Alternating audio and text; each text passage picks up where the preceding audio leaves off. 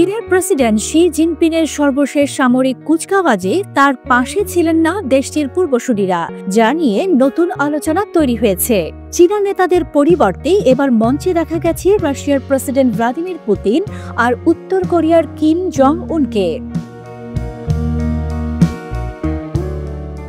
2015 সালে দ্বিতীয় বিশ্বযুদ্ধ সমাপ্তির বার্ষিকী উপলক্ষে প্রথম কুচকাওয়াজ আয়োজন করেছিলেন শি জিনপিং। সে সময় তার পাশে ছিলেন দুই সাবেক নেতা। উদ্দেশ্য ছিল নেতৃত্বের ধারাবাহিকতা দেখানো। তৃতীয় মেয়াদে ক্ষমতায় থাকায় শি ইতিমধ্যে ক্ষমতার দৌড়ে সরিয়ে দিয়েছেন সব বিরোধী পক্ষকে। কুচকাওয়াজের আগে শি অংশ নেন সাংহাই সহযোগিতা সংস্থার সম্মেলনে। সেখানে ভারতের প্রধানমন্ত্রী নরেন্দ্র মোদীর সঙ্গে বৈঠক এবং সম্প্রতি তিব্বত সফর করেন তিনি। এসব কূটনৈতিক তৎপরতা শির স্বাস্থ্য ও ভবিষ্যৎ নেতৃত্ব নিয়ে যে জল্পনা ছিল তা খানিকটা প্রশমিত করেছে।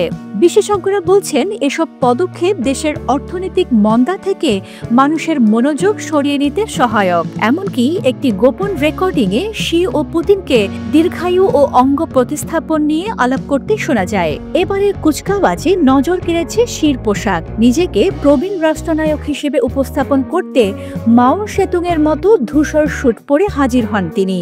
বিপরীতে তার সহকর্মীরা ছিলেন কালো শুটে। এদিকে চীনের প্রধানমন্ত্রী লি কিয়াংয়ের ক্ষমতা কমে যাওয়ার ইঙ্গিত মিলেছে সাম্প্রতিক সময়ে। তাকে পাঠানো হয় তুলনামূলক কম গুরুত্বপূর্ণ বৈঠকে। চীনের পররাষ্ট্র মন্ত্রণালয় বলছেন তারা উন্নয়নশীল দেশগুলোর সঙ্গে অংশীদারিত্বে জোর দিচ্ছেন।